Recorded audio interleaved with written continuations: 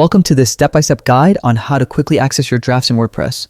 In this tutorial, I'll walk you through the exact process of finding your draft pages in just a few minutes, whether you're new to WordPress or already familiar with the platform. Let's get started. First, open your preferred web browser and go to your WordPress website. Once the homepage loads, look toward the upper right corner of the page. You'll see a login option. Click on this to begin signing into your account. Next, you'll be presented with several sign-in options. To make the process simple and secure, choose Continue with Google. This allows you to log in using your Google account without having to remember another password. If you have multiple Google accounts, a small window will appear asking you to choose the right one. Select the account linked to your WordPress site and proceed. Once you've successfully logged in, your WordPress dashboard will appear. Now, it's time to locate your drafts. On the left-hand side of your dashboard, you'll see a navigation panel with several options like Posts, Media, and Pages. Click on Pages to open a complete list of all the pages you've created on your site.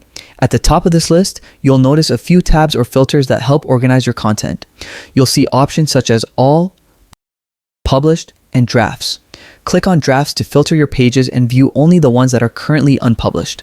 This view displays every page that's still in progress, perfect for when you're working on multiple projects or saving ideas to finalize later. You can click on any of these draft pages to edit, update, or publish them whenever you're ready. And that's it. You've successfully learned how to access your draft pages in WordPress. By using the simple method of logging in, navigating to the Pages section, and filtering by drafts, you can easily manage your unfinished content without wasting time.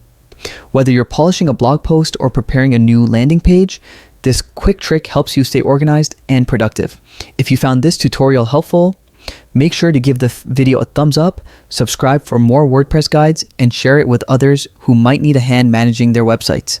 Thanks for watching, and I'll see you in the next tutorial.